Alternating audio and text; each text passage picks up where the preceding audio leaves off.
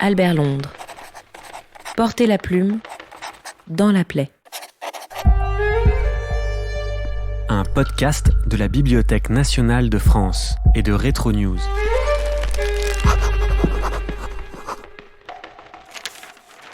Le Petit Parisien, 6 novembre 1928. 4 mois parmi nos Noirs d'Afrique. Le drame du Congo-Océan. J'ai vu construire des chemins de fer. On rencontrait du matériel sur les chantiers. Ici, il n'y avait que du nègre. Le nègre remplaçait la machine, le camion, la grue. Pourquoi pas l'explosif aussi ? Pour porter les barils de ciment de 103 kg, les batignolles n'avaient pour tout matériel qu'un bâton et la tête de 2 nègres. Cependant, j'ai découvert sur ces chantiers modernes 2 importants instruments, le marteau et la baramine. Dans le Mayombe, nous perçons les tunnels avec un marteau et une baramine. Épuisés, maltraités par les capitans, loin de toute surveillance européenne. Si cela peut intéresser monsieur le ministre des colonies, j'ai pris à son attention quelques photographies. Blessés, amaigris, désolés, les nègres mouraient en masse. Au Moyen Logonais, au Moyen Chari, au Dar el-Kouti, dans la Haute-Kato, au Babomou, dans les régions du Gribingi, d'Ouaka, d'Ouham, dans la Haute-Sanga, de Lubangui, au Poul, mari, frère, fils ne revenaient pas. C'était la grande fonte des nègres.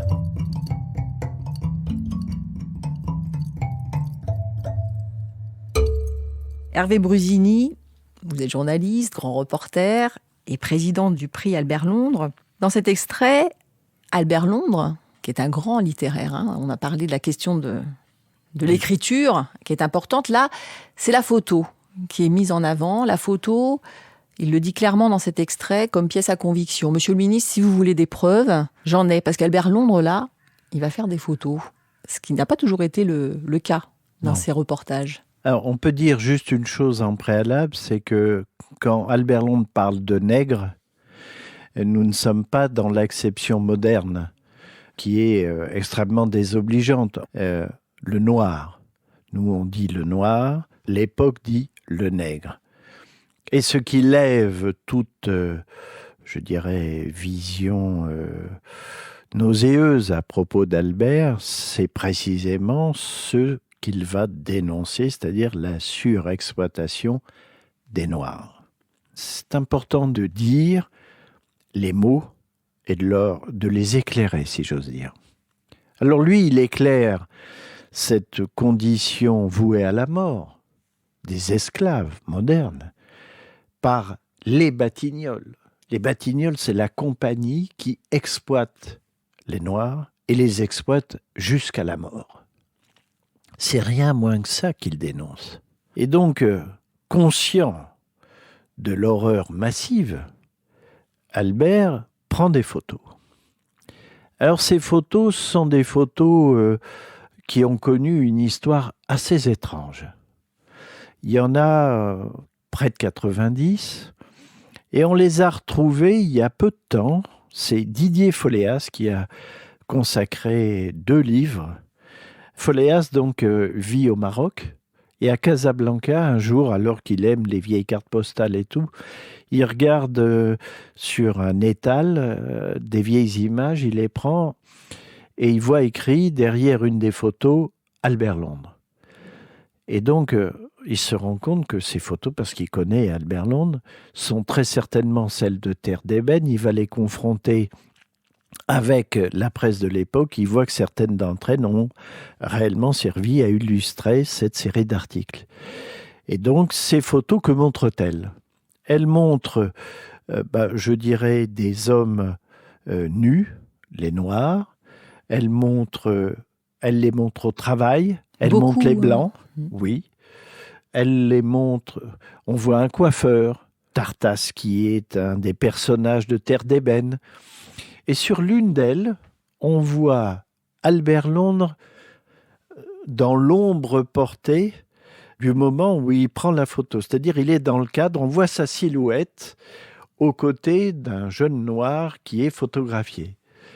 Et c'est très émouvant parce que on sent là qu'on n'est pas devant un esthète de l'image. on est devant un journaliste qui collecte des images, peut-être aussi comme une sorte de carnet de route, et nous pourrons nous confronter par rapport à cette série de photos, la plume d'Albert, parlant par exemple du coiffeur ou des petits blancs, avec la richesse poétique de sa langue qui est réelle, mais en même temps qui est utilisée là pour dénoncer l'état de fait et le crime massif. C'est vrai qu'il y a beaucoup de photos où l'on voit justement, alors ils les appellent les hommes chevaux. Oui. C'est ou les moteurs à banane. Ou les moteurs à banane, hein, ceux qui travaillent dans des conditions absolument effroyables, à pousser des rondins, des arbres, enfin à tirer la bille. Hein, exactement. Il y a une photo, effectivement, il peut la porter pour preuve là au ministre des colonies. Oui. Et il photographie aussi, des corps, mais des corps fatigués, usés. Il y a très peu de joie, très peu d'esthétique, comme vous l'avez dit, Hervé Brusini. C'est assez. On sent que c'est la photo, documentaire. Oui. Alors d'ailleurs, Albert Londres voulait en fait tourner un documentaire. Pourquoi voulait-il tourner un documentaire ? Donc là, on est en 1928. Hein ? Oui, pour 2 raisons. Par la force édifiante de l'image, et ça on y reviendra, mais aussi parce que André Gide, avant lui, est allé, et un homme de cinéma important qui s'appelle Marc Allégret, lui en rapportera un documentaire qui sera montré en France, et Gide hurle justement à la condition qu'on fait des Noirs réduits quasiment à l'état d'esclavage. Albert Londres va se dire, moi je ne vais pas prendre un opérateur, je vais en prendre 2. Et donc il va voir son rédacteur en chef et il lui soumet l'idée. Et Bois lui dit, écoute, non, ça va être trop lourd, tu vas pas pouvoir te déplacer, c'est compliqué, le matériel. Et donc Albert Londres va se cantonner aux photos. Et c'est pour ça qu'il nous reste ces photos d'un petit format de 6/11. Donc la photo est une pièce à conviction. Il va en faire aussi dans d'autres lieux. Certaines vont même servir de couverture pour des livres. Par exemple, l'édition du Juif errant est arrivée. C'est une photo d'Albert Londres. Et ce qui est intéressant, c'est d'étudier le rapport de Londres à l'image. Ça démarre, Londres, avec un photographe où ils partent en bicyclette à Reims parce que la cathédrale est en feu. Donc c'est Moreau, il emmène un photographe avec lui. Et il décrit à la fois la cathédrale et Moreau prend des photos. Voilà. Et Albert trouve le moyen de dire « Aucune photo ne peut rendre compte de la mort de la cathédrale ». Et pourtant, on incite les journalistes, Hervé Brusini, à l'époque, à prendre des photos. Oui. Pour montrer ce qui s'y passe jusqu'à un certain point, parce qu'après, à partir de 17, il va falloir cesser de montrer ce qui s'y passe vraiment sur la ligne de front. On est en 14 et donc on est au tout début. Donc ces photos, elles vont arriver justement après la Grande Guerre ou vers la fin de la Grande Guerre parce qu'on se rend compte qu'elles sont manipulées, les images sont manipulées. Vous voyez, on est dans ces problématiques-là. Mais les grands magazines comme l'Illustration, Vue et autres vont proposer des sommes considérables à toute personne, c'est rédigé comme ça, apportant les photos les plus spectaculaires.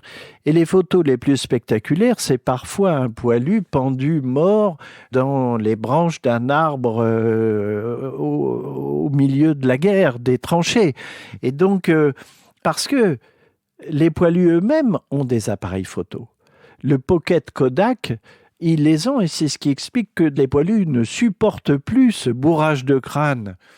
Expression réutilisée par Albert, je ne pense pas qu'il en soit l'auteur, mais réutilisée par lui, sur donc la propagande qui reconstitue une guerre joyeuse où on peut se faire mitrailler. C'est pas très important parce que la mitraille allemande est telle mauvaise qualité qu'on en rigole.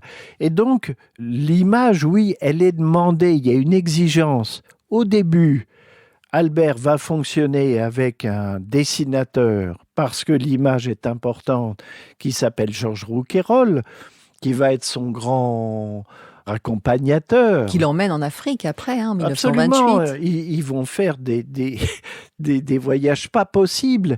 Mais après, c'est Albert lui-même qui va faire des photos.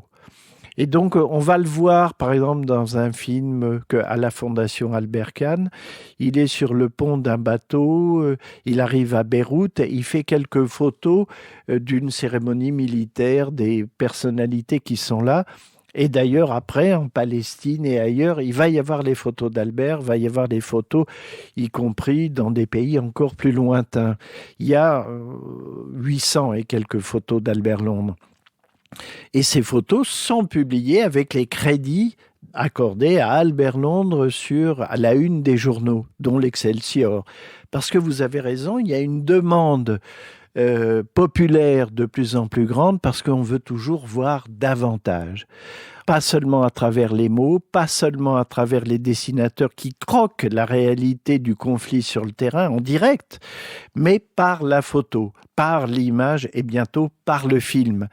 Et donc, c'est une image qui est considérée comme étant une preuve de ce qu'il s'est passé, de ce qu'il se passe. Parce qu'aussi, il y a cette idée qu'il faut réduire le temps le plus possible entre la prise de vue de ce qui s'est passé et la publication de cette prise de vue.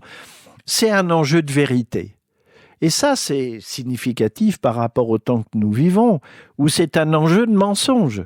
L'image est devenue une question permanente sur « ai-je affaire à une image trafiquée ou réelle ?» Et le photographe, le photojournalisme, c'est d'être sur le terrain au plus près, c'est celui qui prend les risques, c'est celui qui assume, je dirais, ce regard parfois jusqu'au bout. Et c'est à ce moment-là que les choses se nouent et que ça prend toute une valeur édifiante. Si vous voulez... avoir bien connaissance de cette histoire permet là aussi, grâce à l'archive et grâce au questionnement qui est le nôtre aujourd'hui, de mesurer toute la distance. Que s'est-il passé ? Alors il s'est peut-être passé le fait que l'image a perdu de sa valeur et que, mais ça c'est un autre sujet bien préoccupant, de la façon dont nous les journalistes parfois nous n'avons pas su garder cette valeur importante à l'image. Et je dirais, puisqu'on fait un podcast au son aussi, et cette négligence, nous la payons peut-être cher aujourd'hui.